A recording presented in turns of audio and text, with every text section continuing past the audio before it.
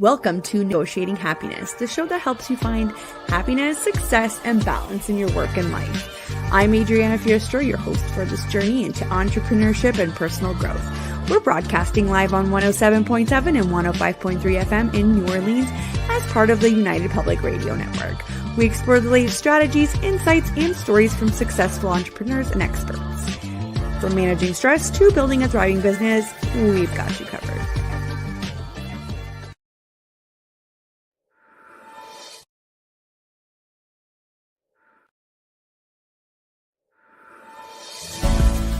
Looking for stories that are fresh and new? Dark fantasy, humor, space exploration, time travel, cyberpunk, alternate history, and more. They're in the L. Ron Hubbard Presents Writers of the Future anthology. From 24 award-winning authors and illustrators, plus art and writing tips and bonus stories. L. Ron Hubbard Presents Writers of the Future. Buy your copy at galaxypress.com, Amazon, or wherever books are sold.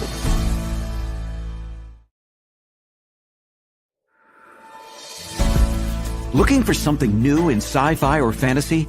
Check out what Brandon Sanderson, Orson Scott Card, Nnedi Okorafor, and others chose as the best news stories of the year in the L. Ron Hubbard Presents Writers of the Future anthology. From 24 award-winning authors and illustrators, plus art and writing tips and bonus stories. L. Ron Hubbard Presents Writers of the Future. Buy your copy at galaxypress.com, Amazon, or wherever books are sold.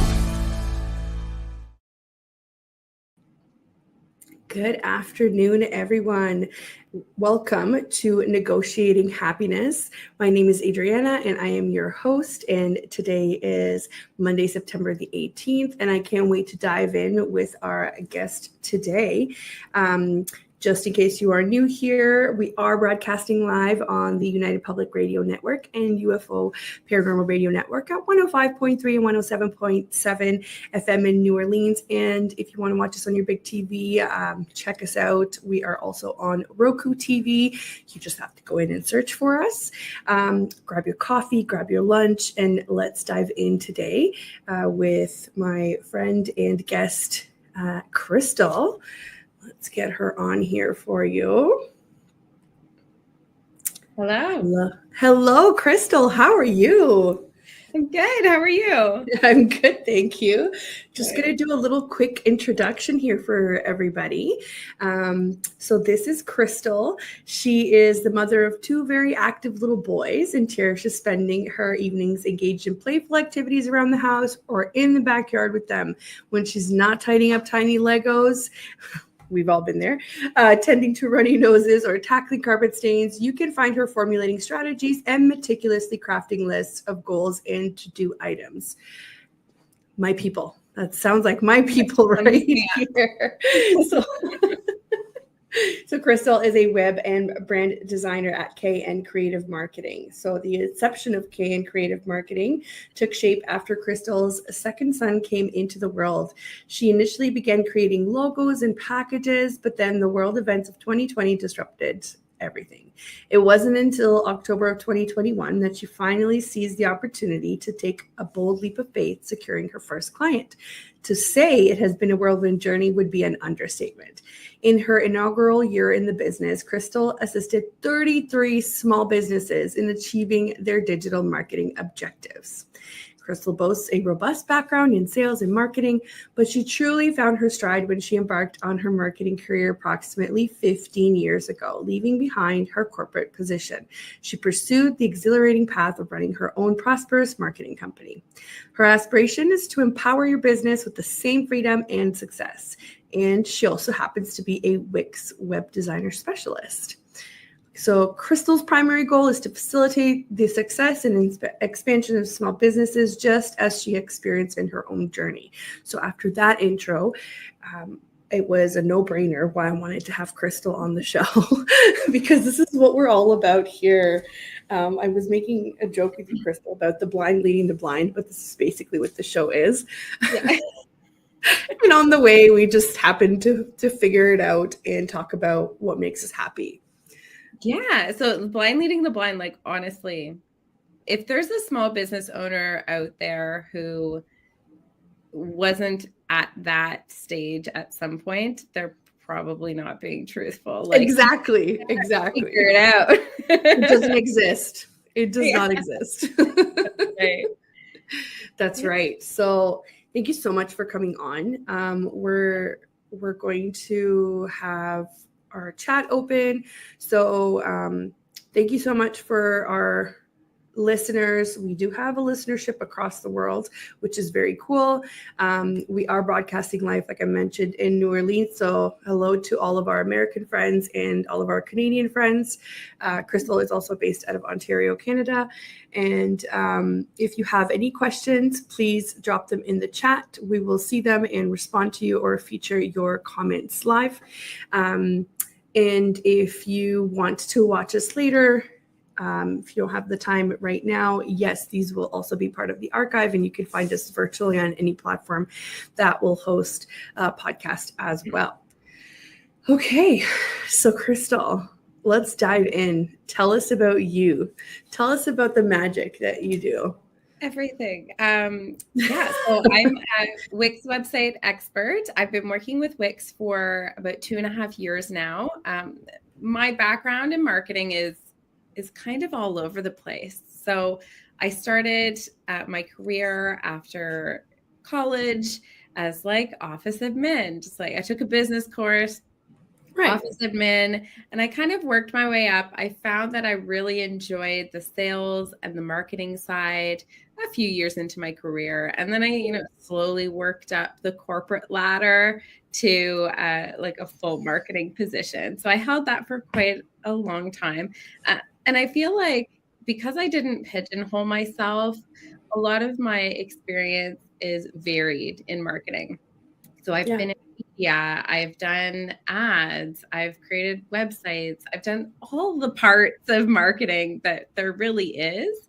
And I also worked for a lot of small businesses where I was their only marketing person. So I was, doing marketing material. I was creating videos, like promotional videos, doing all the things. And I loved it. I loved it so much. But there are always aspects that you don't love so much. and other parts that you do. So as my bio explained, I really wanted to start my own business for a long time-ish. I always felt like I wanted to do more than what I was doing. But there was a lot of fear around stepping out and starting your own thing. So after my second child was born, I don't know, call it postpartum delirium. I was like, that's it. I'm starting a business. I'm never going back. And, it was during COVID. So he was born in the summer of 2020 when, there was lots of fear everywhere. And I was like, I'm never going back into the world. Like, I'm just going to sit in my house and do a job, whatever that job is going to be. So yes, I started working away, building my portfolio, building my own website, figuring out my own branding, what I wanted to do. And it took, 1.5 years for me to get my stuff together and have the confidence to quit my day job and just go for it. So it has huge. It's huge. It's huge. Yeah. I've talked on a lot of podcasts about what that was like taking that step to having an idea, maybe a feeling, putting it pen to paper, taking action, but then actually making that step, writing my resignation letter, handing it in, having my plan. And there are so many different feelings that go with it, and everybody's path is different. For me, I'm kind of like a very decisive person. So I'm like, either I'm in or I'm out. If I'm in, I'm giving it everything. If I'm not even looking at it again. So for me, once that feeling switched over, I was fully in it. I was full speed ahead. And every waking moment was devoted to thinking about building my business. So it's been a whirlwind. Thank you. I have to credit it to like social media, okay? Facebook groups. If you find an amazing Facebook group, local, national, global, whatever, and they're really supportive, like stick with it. So there's a local Facebook group where I live, and it's all female entrepreneurs. So when I was at that stage where I was trying to decide, should I take this leap of faith? I really wanted to. I was probably going to, but I needed that little bit of courage. I needed some course, social proof. So I posted on this Facebook group and I said, hey guys, like, this is what I'm thinking about doing. I'm thinking about starting a business. These are the services that I'm wanting to offer. Do people even need these services? Am I gonna flop? Like, and I'm sure you were pleasantly surprised at how many people responded, right? That's right. Yeah, tons of people responded. I actually got 5 clients just from that post alone. Amazing. And 2 of them are still my clients today, like 2 years later. So honestly, this is such a good story about if you don't ask, you don't receive. This is right? Exactly it, right? If you don't put yourself out there, you're never going to know. Also, I've been featuring Jen's post here from Honeyflow Coaching. Hello, Jen. Thank you so much for tuning in. And apparently she also knows the feeling of postpartum delirium. I feel like anybody here who has who's been around the subject of pregnancy knows exactly what postpartum delirium is like. So that your story actually, Krystal, seems very, very similar to mine, right? This is pretty much how I started as well. So it's funny to see what this collective trauma of 2020 did to people and how it launched their careers and this is like the revolution of the employees turned entrepreneurs, right? So I love to hear this kind of thing because I want to go, years in the future, I want to go back and be like, this is actually research, because every single entrepreneur that I've talked to has some sort of story that revolves around that. This is crazy. And it's crazy how much success people have found after such a traumatic kind of way of living. And I'm so happy to see people come out of that on the other side, and they've turned it into a positive thing, which just shows you what the entrepreneurial spirit can really do, right? Yeah. So it's wild to me. So while you're telling us about you, I also wanted to point people to your website as well. So if you guys want to check out Krystal while she is talking to us, I've just posted it here. It's knCreative.com. And you guys can check out what she's all about there as well. So sorry, continue of how you flourished from social media, because you know what? People love to hate on social media, but I'm really glad that you're making this point of like, no, look at how you can use it for your business, right? Yeah. I think social media, it's like the devil and the angel on your shoulder, right? Of course, like everything, it comes with risks like addiction and imposter syndrome and everybody. I think I can speak for myself. I look at other people's businesses and the image that they're putting out there. I aspire to be it, but of course I'm like, I could never do that. Like, they look like they're, they have like thousands and thousands, hundreds of thousands of followers. That could never be me. So there's all these bad things about it. But yes, right. But this is your opportunity to tell people that you don't need that kind of following to be successful, right? Because I say that all the time. I said, what you think they're doing in their business and what they're actually doing is different. And this is part of the reason why I wanted to start this. I wanted to talk to other entrepreneurs to say, listen, your idea of happy and success is not the same as the next person's idea of happy and what success means. And I'm really glad that this is my way of being like, we're not going to gatekeep. We're going to talk about what we do right and what we do wrong. And also, let's not forget that a lot of people that started out on social media that are what viewed as traditionally successful are influencers, which have a lot of followers. Please, please, please remember that their image is carefully crafted. It is not always what the realistic, that's not what you're going to get here. We accidentally drop F-bombs, and we talk about how much we love our kids, but also how much like we just need a break at the same time. This is not what this is about, right? Like, we want to tell people this is what reality is, and you can do it too, kind of thing, right? Yeah. And one thing I wanted to touch on was very much in this realm of the positive and the negative is like, I find that I see on social media a lot of, you're stuck in a 9-to-5. I'm going to show you how to make $10,000 a month with my 5-minute course. It's like the new white picket fence is make $10,000 a month, and it's wild to me. Wild. It really makes me quite upset because I was on the other side thinking, I want more in my life. I want that. Yeah. It seems so easy. Let me buy this. Whether the investment is small or big, doesn't matter, whatever you're comfortable with. And then you do this course and you come out of it and you're like, am I dumb? Like, am I not getting this? How is this going to help me? How is this going to get me to $10,000 a month? And the thing is, it's not that easy. It's not an easy thing to do. It's not an easy thing to run a successful business. It takes grit, commitment, consistency, so many pieces to put together to make it a success. I think people to go along with your point there, I completely agree. And I also felt like that when I was seeing those posts. So the course was easy to buy. The course was easy to go through. Yeah. Why am I not getting it? Because the actual doing of the thing is not easy. It's not as easy as buying the $25 course or the $250 course or the like $12,000 mastermind. It's not that easy.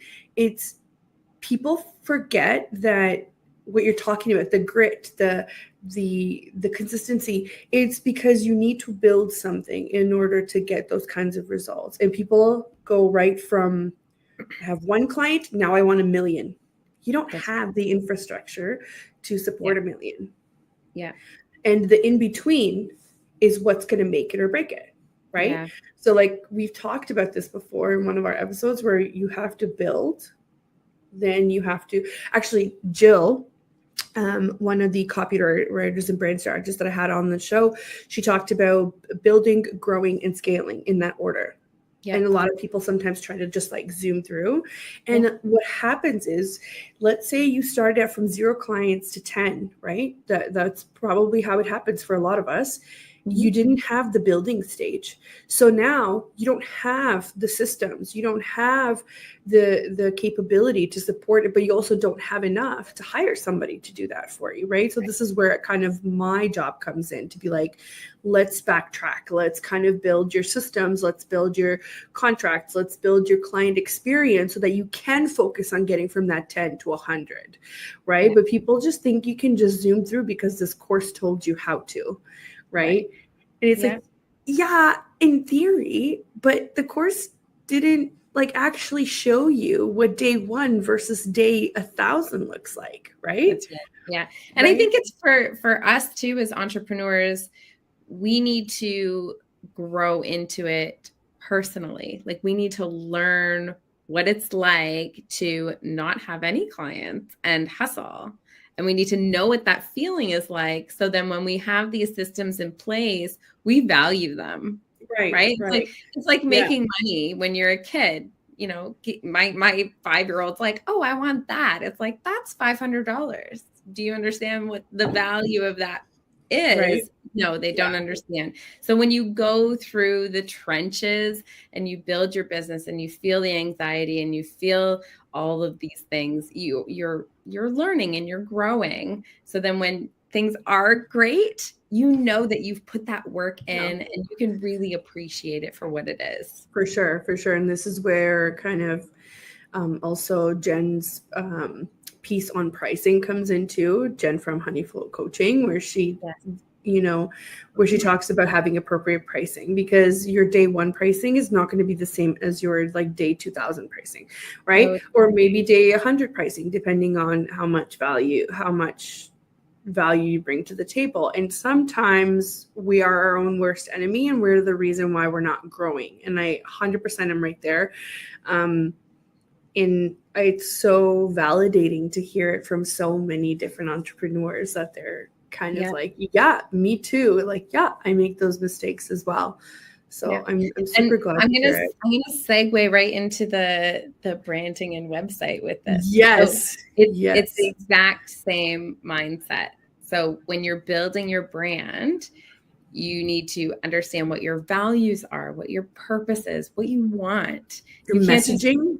Your messaging, all of it has to be built. And it's not a set it and forget it type of thing. It's a growing and evolving process as you grow and your business grows. Maybe your services change, maybe your target changes, your branding needs to change along with it, especially from day one to day, 3 or 4 years later. Like, we're always changing. Right. So when I first started my business, after that Facebook post went out and I got so many clients, I was like, I do marketing. I'll do anything you want. You want an ad? Done. You want graphics? Done. You want email management? Sure. Why not? Because I was in that spot where I didn't really know. I had an idea. I knew what I could do, but I didn't really know what I loved to do yet. So my initial brand was quite different than what it is now.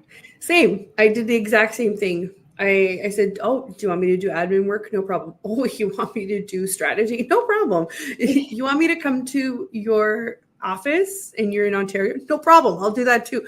Like, it was just so all over the place. And I still do a little bit of that, but now I'm slowly also kind of figuring out, what do I want to do for the rest of my life versus what do I want to do for this next invoice, right? And but I don't discredit that though, because that's our hustle. That's our entrepreneurial hustle of making it work, because all of those invoices that I charged for very useful work for other businesses, I might have not loved it, but one, I got to know my clients, and as a result, my 3 retainer clients right now have been with me since day one. So it's been over 2.5 years, right? Almost 3 years now. So I don't discredit that. I just think that there's a time where you have to realize that you have to progress. So how do you do that? I think having a good website as your calling card in quotes, and having a good brand and messaging set in place is 1,000% key. And I've seen some people who run courses that tell you you don't need one. And I, not to ruffle any feathers, I wholeheartedly disagree. Wholeheartedly. I disagree as well. So coming from a marketing background, my branding, my website was the very first thing that I did, because I needed to understand what my business was about in that moment, to be able to tell people, what am I about? Right? Yeah. It's really hard for somebody. And I did this at the beginning too, when they ask you what you do and you say, I can do anything, because for them, it's like they go blank. Like, I asked you what you're doing, and you can tell that I didn't even know what I specifically did. Yeah. It's better for you to get a client that aligns with what you want to do, and then later say, by the way, I can also do X, Y, Z, rather than you trying to get them at first with, I do everything. Oh, totally. Yeah. Because there's no trust there. There's no, I'm in the position right now where I'm hiring. I just hired a VA. So I went out shopping for a VA, and I came across so many that were not clear, maybe didn't even have a website, and I asked, can you send me something that shows what your business is? And they just have nothing. And there's no way that I'm going to hire somebody, I'm sorry, that doesn't have branding, a portfolio, even something as small as a Canva page, something. It's better to have something over nothing, or my mistake before was I worked on my new website for a year and a half, and then I lost it. And that was such a good lesson for me, because it forced me in 3 days to do something. Right. And having something that wasn't 100% was 1,000 times better than me not having this new product that I've been working on for so long. Because after that, I signed 2 clients immediately, even though my website wasn't 100%.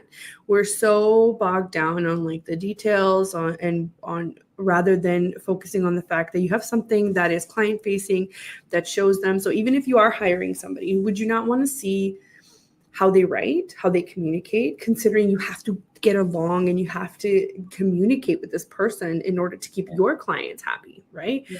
Would you not want to see how they present themselves to the world? Exactly. Right. Yeah. So 100% you need a website, period. Yeah. And also, like, how invested and committed are they to their business? Right. Especially as a website designer, I hear it all the time. Like, I want to say a third of the people that I talk to come to me and say, I had a bad experience with a website designer. They just ghosted. They set me up and then they disappeared. Which is wild to me. Like, did you vet this company? Was it somebody on, and not to knock all of those like Fiverr and Upwork, but were they from Fiverr and Upwork? Were they just somebody passing through? Right. And did they, there are definitely legitimate businesses on those profiles that have their branding and their business established, but for the most part, it's freelancers that are exactly floating through. You took the words right out of my mouth. I was ready to say the exact same thing. People don't realize that when you work with a freelancer, you're not necessarily working with the business. Right. Or when you work with the business, they don't have the same flexibility as a freelancer because they have responsibilities. Like, you need to start thinking, we talked about this too. It's like, you need to go from freelancer to CEO. Right. Do I call myself a CEO? No, but we're getting the point across of, I am a business owner. I have certain things that I need to meet. I have certain boundaries that I need to keep in place. And as a client, you need to respect them, or as a potential client, you need to respect them, and I will do the same for your business, right? I feel like freelancers, sometimes they stick too long in that stage and they don't get to be a business because their mindset hasn't shifted yet. Yeah. So they end up almost being treated like employees, but with none of the employee benefits. And I say this all the time.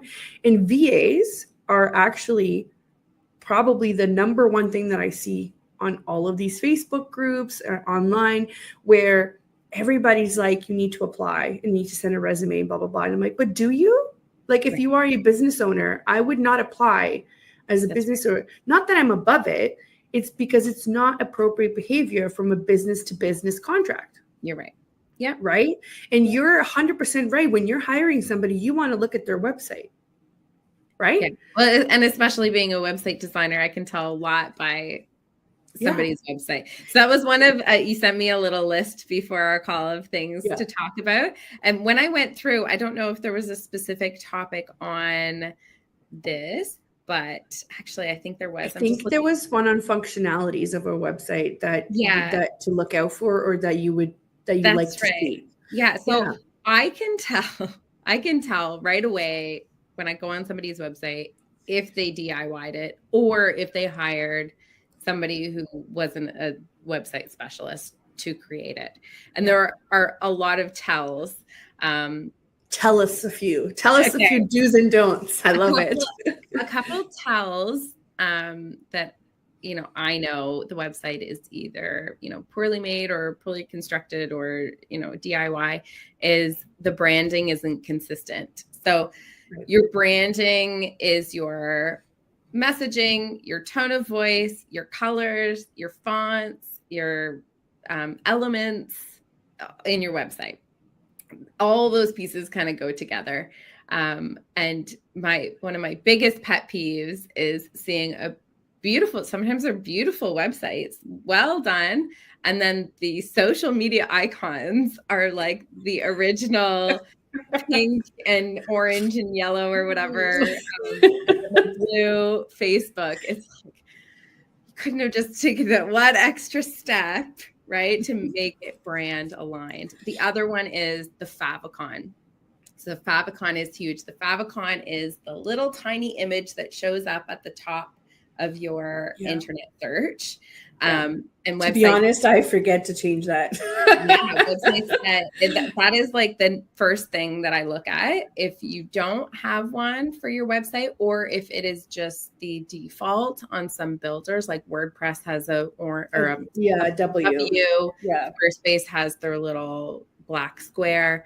I know that it wasn't made by a professional website designer if it doesn't. What people don't understand is that when your link travels from post to post, or it gets embedded into different pages, or it gets featured somewhere, the favicon and the default header always show. So I am the first one to tell you that my old one is still on there. And it's been on my list to do for forever, but it doesn't match any of my new branding. It doesn't even have the right words on it anymore. It does matter. And I know these things that people don't care about. And like, it will matter when people have to take an extra second to do a double take to be like, well, that's weird.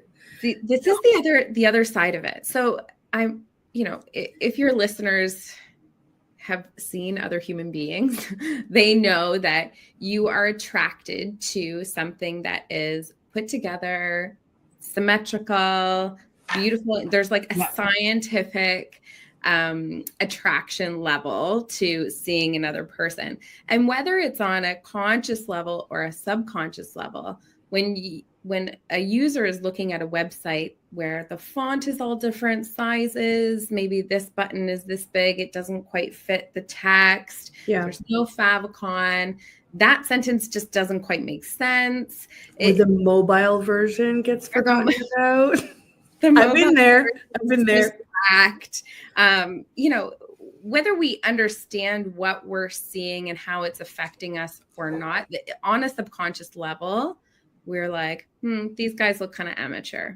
Yeah. Right. Yeah. Or I don't know about maybe you don't know why. You're like, this website wasn't easy enough to use, or it didn't look quite right, or it didn't flow properly. And maybe you can't stipulate exactly what those reasons are, but subconsciously, Of course. Like, and it actually takes away from the legitimacy of your website or your outwardly appearance of your expertise. That's right. And it's like the brand trust, right? So you work so hard. And this is why I tell a lot of small business owners, especially those starting out, we work so hard. We do all the things. We're doing the social media. We're doing the bookkeeping. We're building our business. We're thinking of strategies. We're doing all this stuff. And if it's not doing you justice, it's all for naught, right? Like if you're not putting your best foot forward in terms of your branding and your identity and your website, then all that work that you're doing, your users aren't going to be converting, right? Maybe you'll have a few that are like, yeah, this is kind of the level of business that I'm looking for, like really entry level. I'll pay a low price because that's what they can afford and they're willing to sacrifice. Right. But those are not your ideal clients. Those are not the clients that you want to elevate to, right? And everything has its own process, everything in due course. And maybe you are doing all of those things and breaking your back and you're not seeing results. And it could be very little things like that. Maybe your messaging is off, or maybe you're not consistent. So why not have that opportunity? So to be honest, I DIY'd my website because I have experience in doing that. I have experience in design, but this time around, because I know better now, I had help from copywriters, right? Like because I know that I cannot possibly do it all by myself, right? And then the next time I elevate my website, I'm going to call you, Krystal. I'm going to be like, just do it, right? Like everything in its own time. And I agree that you can't do it all at once, but you have to realize you get what you pay for, or if you can't necessarily Like maybe the websites that I've been doing in different website builders have been just informational, but mine sometimes they require forms, and sometimes they require integrations, and sometimes they require, like, drives me nuts. My embedded Instagram feed breaks every so often. Like just stuff like that, right? Yeah, like that does happen. It just happens. And I know that, but you have to invest in your brand in order for the brand to get back. Because remember, we are in the age of personal brands, and people buy from you. They don't buy. Especially if you're a service-based business. Yeah. Yeah. And if they like you, they will buy from you, because that is how our subconscious works. And that is what we're allowing for our attention to go to. We have all of these virtual meetings, and we, despite the fact that maybe we're not, meeting face to face anymore, I would argue that we are way more global now. So we actually get to meet way more people than we did before. I don't care what anybody says about social interaction. I disagree. I get to talk to people from across the globe that I would have never met otherwise, right? Yeah. So our attention is so divided in all these different places that even a second more that it takes me to look at something, I'm already turned off, because I'm like, I'm so stressed out already. Yeah. So it's 3 seconds. 3 seconds is how long you have when somebody enters your homepage of your website to do a lot of things.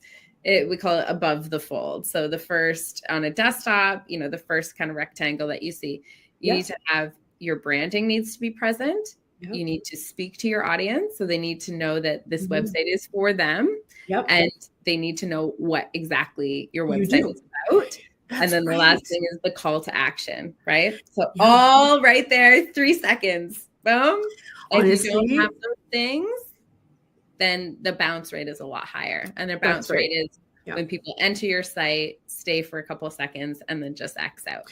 And the way you can check that out is, I've talked before, if you want to add a Google tag for Google Analytics into your website, you can get that information, and you can actually see how they enter your website. Is it through a landing page, or is it through your homepage? Where is it coming from? How long did they stick on, your average session is, and where they're from. So even like, I don't have great traffic, but I know where they come from, and I know, and it's where I want them to come from. I can actually block where other people come from if I don't want to work. Like, for example, I had some really weird spike in traffic from Turkey, and cool, that nothing against it, but I don't speak Turkish. So it's going to be very hard for me to work with somebody from Turkey, for example. I'm just giving an example, right? I love their food, though. Turkish food is great. But for what I need to do, I need to be able to communicate very clearly with my clients, and it's not somewhere that I would be able to do business with. So you get to know these little things and how your website acts. And it also tells you, like, if a page isn't performing the way you want it to, maybe you need to look over it, and you'll get that information when you go into your Google Analytics. And it is a free service, people. So you might as well use it, right? Yeah. So Google Analytics and Google and SEO is one thing that I think we wanted to talk on. Definitely having Google Analytics on your website. The other part of it, I guess it kind of happens when you put Google Analytics on your site, but making sure that your website has been submitted to Google for indexing, and you're connecting the two. Just because you make a website doesn't mean that it's going to show up on Google. Can you tell our listeners what indexing means?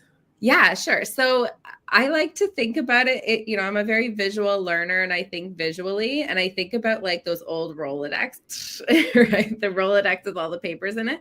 So Google is the owner of the Rolodex, and your website is an entry in it. So when Google receives your website, which they don't, Google doesn't have eyes. They can't see what color it is. They can't see the layout of the pages. It's all in like zeros and ones and data. So when it receives the data from your website, it reads through each page of your site. It gives you a ranking, how good or not good your website is. And then it'll categorize you for your keywords in certain areas, and it'll rank you. And that's what Google ranking and indexing is. It's taking your website and it's filing it in its little Rolodex. That's the easiest way. No, it's perfect. It's perfect. So imagine people that have no keywords or didn't think about any of the strategy where you're ranking on that, right? Yeah. So if Google looks at your website and it doesn't quite understand it, it sees an error here, it sees you're missing something there, it's just going to put you to the bottom. It's not going to have you in its like main core selection of websites that it's going to suggest to people or to That's users. Right. Yep. So if your website is fully functioning, it has a favicon that goes to your SEO. All these little bits and pieces are calculated and you're given a ranking by Google. That's right. Yeah, it's all part of it. So I think I have a list here. I'm going to look. So the things that are involved in SEO. So keyword optimization, we just talked about, making sure that, if you are a donut maker, that you have donut, the word donut on your website and where you supply your donuts to. Do you deliver? Are they vegan? Are they made with something special that you want to attract people that are looking for that type of product? And also, like, if you are a donut maker, but maybe some of your clients don't know what they want, do you then add baked goods? Or do you think outside the box? Like, think about who you're speaking to, even when you put your keywords in, right? Like, I'll give you an example that people don't think about is when I was running as a virtual assistant, a lot of the keyword searches were how to be a virtual assistant. That was not helpful to me because that was not my audience. So what I could tell Google Analytics to do is to exclude me from the searches of how to be a virtual assistant. I wanted the searches that had find virtual assistant, or even sometimes what is virtual assistant. Sometimes that would work too. So you can have negative keywords that you can control who sees your searches. And that is huge for anybody starting out. Yeah, definitely. And especially with VA or, let's say you only make vegan, right? You don't want to show up for other searches like gluten-free or whatever, right? You know what I mean? So just to your point, the other tailor it. Yeah. The other parts of SEO that I find a lot of DIYers who don't understand is the meta tags and descriptions, your header tags, and your alt text. So this is all text. It's all very technical, not fun stuff to do. It's fun for me because I like to learn more about it. It's fun for me too. But for, a donut maker, it's a whole nother world of websites. It's not just taking a page and putting a picture and putting some words and hitting save, right? It's like the whole back end technical side of it that is crucial for SEO.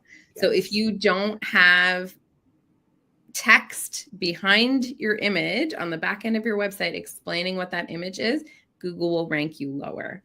If your headers are not properly categorized, Google will rank you lower. If you don't have meta descriptions with your business name or a keyword, Google will rank you lower. There's a laundry list of items that Google looks at when it's indexing your website.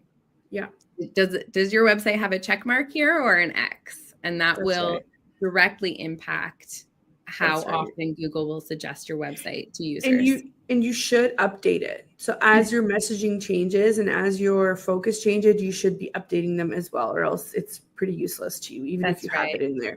And this is the way that it would work for blogs as well, just in case people are wondering. And this is why a lot of businesses put out blogs, because it's yet another opportunity for you to highlight what you're looking for, provide some useful information and become an expert in your area. But this is also for Google to say this is content that matches X, Y, and Z searches, right?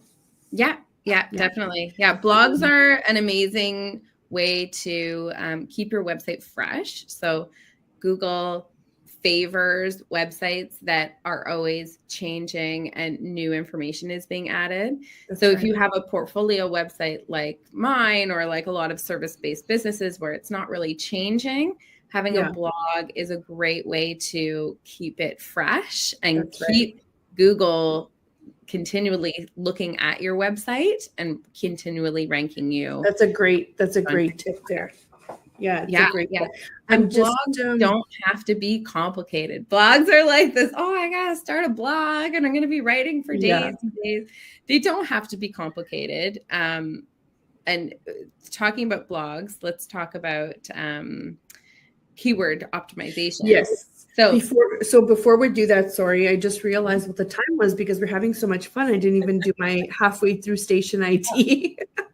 So for those that are just tuning in, you're listening to Negotiating Happiness. I'm your host, Adriana, and I'm here with my guest, Krystal from KN Creative Marketing. We are live on the United Public Radio Network and UFO Paranormal Radio Network at 105.3 and 107.7. FM in New Orleans, and we are also on Roku TV. We are talking about our entrepreneurial journey and the do's and don'ts on websites with Krystal, who is a Wix specialist. She is a web and brand designer, and we were just about to tune in to keyword optimization, right? Yes. Yeah. So a lot of my clients don't really understand what keyword optimization means or how it applies to their business. So I am not a content writer. I always suggest that my clients work with a copywriter, or they can write their own copy, because I don't do that. I don't suggest that, but yeah. So when you are looking at what are the keywords for my business, there are many tools that Google has available, but one way to find what your keywords or key phrases might be is to act like your client or your target audience and search Google for what you think people will be searching for. So for example, in my business, I'm a website designer. So one of my clients might search small business websites or the best small business website builder, something like that. When you search that in Google, you can scroll almost all the way down to the bottom, and it'll give you kind of a suggestion on what other people have searched similar to what you have searched. And that is a great way to find topics and titles for your next blog. That's right. So what are people actually searching that has to do with your business? And you can take that exact title, slap it on a blog, and then write content that obviously fits with whatever the topic is. And we just covered on our last episode, I covered why competitor analysis is important. And you can get a lot of your information onto, hey, what is the industry standard, right? It could be a competitor that's local to you, competitor that's not. Then you kind of figure things out that way if you're not too sure. Or maybe you just want to be very different than what your competitors are doing. And this is one way to do it. It's like, okay, what makes me different from them? I'm going to look for X, Y, and Z. Or Krystal could have for anybody that's listening, I've put up Krystal's website here. For example, if you're looking at your header, I can tell exactly what you do, right? Mm-hmm. I can tell exactly what you also do social media and email marketing. Okay, great. If I wanted to do that and say, I'm only graphic designer to physiotherapists, right? Yeah. Copywriters do that. They niche down because of a lot of technical terms, right? Yeah. So if you wanted to say everybody in Southern Ontario is doing just regular old, service-based, or maybe it's product-based, right? I'm going to be very, very specific and niche down. So then obviously your keywords are going to be very different than your competitors. Yes. Right. So it takes what Krystal's saying is that you have to do some homework, and that's never going to stop. You have to do all the time. Yeah. And doing your homework before you build your brand, or in the process of building your brand and building your website, is really important. the pet peeve, okay, pet peeve from a website designer is somebody hires me to create their website, and halfway through the project they're like, actually, I think I'm going to change my services, or I'm going to change my target. And it affects everything, right? Of course it does. A brand new project. So being really clear on who your target is, what problem you're going to solve for them, what your goals are when users come to your website, whether you want them to book online or purchase a course or, purchase a product or just book a call with you. Those things are very important at the beginning of a project, and having full understanding before you hire is really important. Now, I can help my clients with that. I do have a kind of coaching option for my brand development where, we can sit down and we can have calls and coaching calls, and we can figure it out together, what makes the most sense and how to represent that in your branding and on your website. But yeah, doing that step is crucial for the success of your website. That's right. Yeah. That's right. And I've also said before too, there are many people out there who also offer freebies in terms of like worksheets or, just to give you an idea, like what are the kinds of questions that you should be asking yourself. Even though I knew what I wanted to do and I knew how I wanted to help people, it was so helpful for me to stare at. I think it was one of Jill Wise's classes where I'm staring at it and I'm like, oh, like, I don't know how to verbalize that. I know in my gut feeling what it is, but I don't know how to verbalize that. And it literally forces you to become to become on the receiving end of your answer, right? Okay. To be like, oh, but now because I went through all of this, I can now look at my client when they ask me, or a potential, like a lead, and say, I do X, Y, and Z because I've already gone through that exercise. So it never really stops. You have to continuously do homework, and that's okay, because you always, you totally just, you keep evolving, right? And when you evolve, you have to do the homework. There's no other way around it. That's right. Yeah. I like to look at my brand. I usually do it once a year. And I just do like a check over, right? I look back at my brand development that I did initially and say, is this still my mission? Is this still my vision? Is my target audience the same? Which ever since I've been doing it, there's always a slight change because I'm growing and evolving in my business, and my target is changing. And then, so there's a little change. And what does that mean? Does my logo still apply to this new target? Mm-hmm. Is my messaging still on point for this new target? Do my packages still make sense for this new target?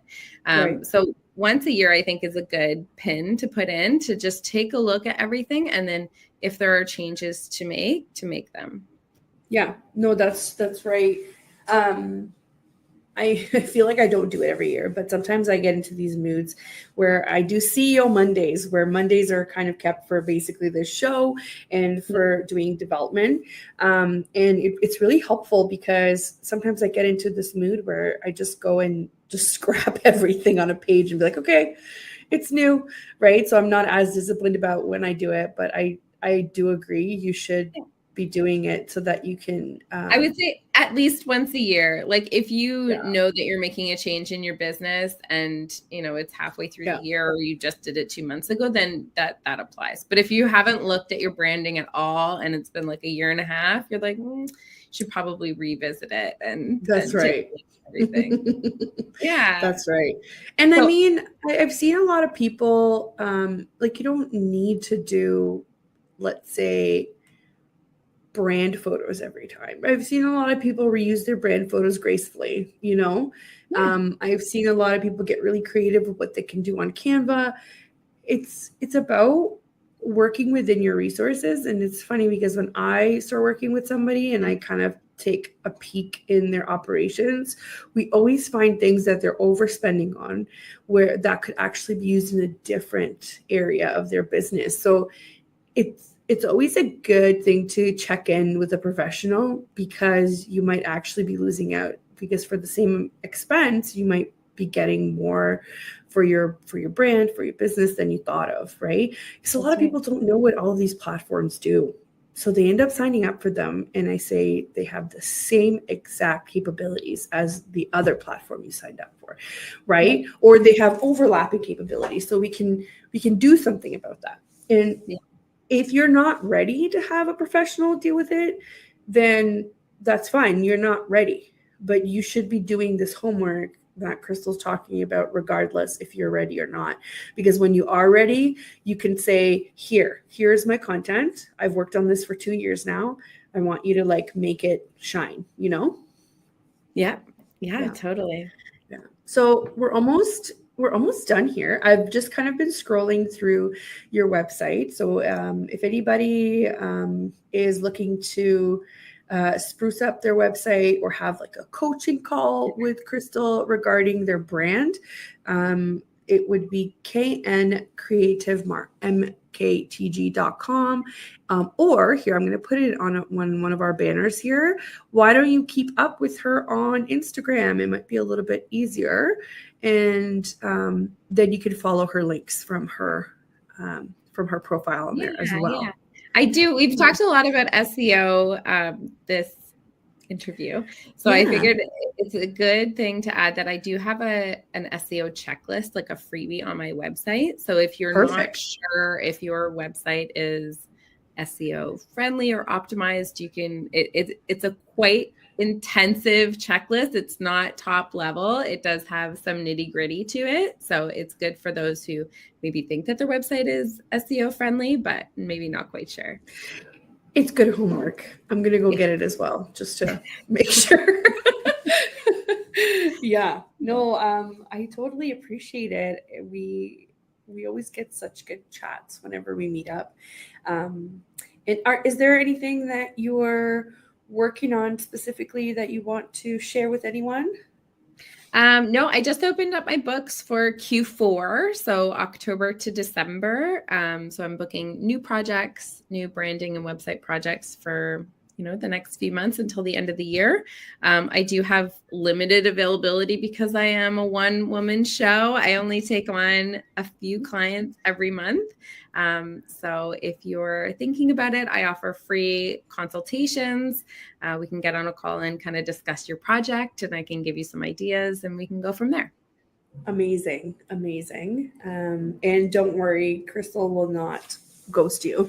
That sounds like a terrible business model for anybody that says, oh, my professional ghosted me. That's terrible. Right? Yeah.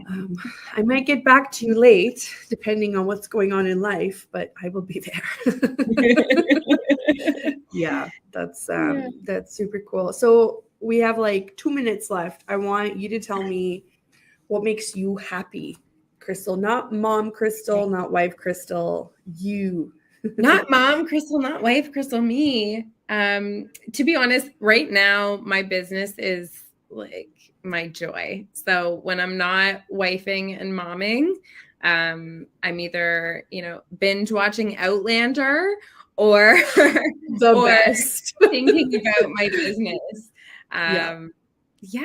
I'm a foodie too. I love going to different restaurants and trying different foods. I haven't been able to do that nearly as much as I want to lately because of the children, but one day children.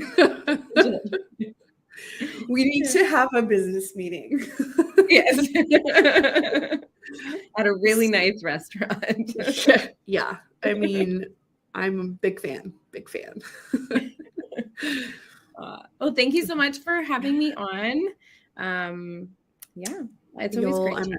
I'm sure we'll see you again because there's so much more to discuss on this. But I basically just wanted an expert to back me up to say that yes, you need a website. Whoever's telling you don't is lying to you.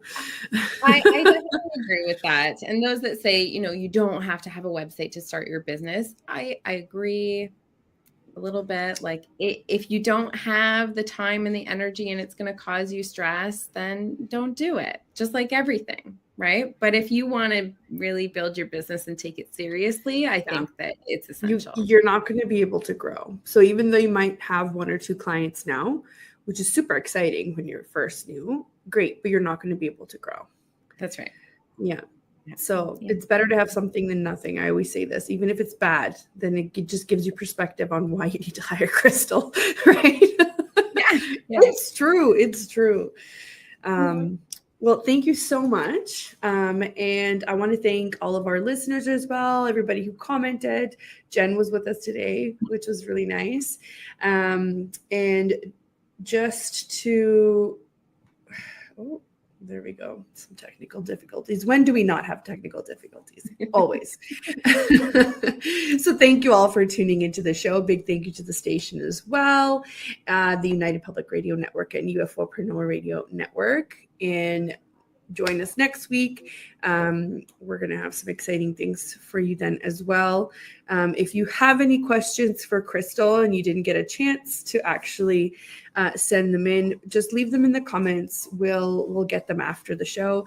And if you are looking to learn a little bit more about this crazy entrepreneurial journey, check out our archives on YouTube, on Facebook, on SoundCloud, and you can even listen to them while you're driving somewhere. And hopefully you find something in there that you like. Thank you again so much, Krystal. You're welcome. And we will see everybody next week.